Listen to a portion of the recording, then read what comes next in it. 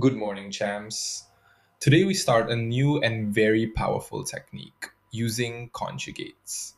We want the limit as x approaches 4 of square root of x minus 2 divided by x minus 4. First, as always, we try direct substitution. Plug in x equals 4. We get 2 minus 2 over 4 minus 4. That gives 0 over 0. So again, we have an indeterminate form. But now, factorization does not help. Instead, we notice something different.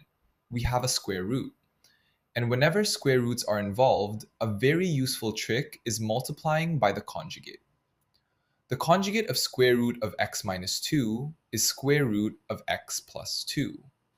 So we multiply the fraction by square root of x plus 2 over square root of x plus 2. Now look at the numerator. We get square root of x minus 2 times square root of x plus 2. This is a difference of squares, so it becomes x minus 4. Now rewrite everything. We get x minus 4 over x minus 4 times square root of x plus 2. Now we can cancel x minus 4. So the expression simplifies to 1 over square root of x plus 2.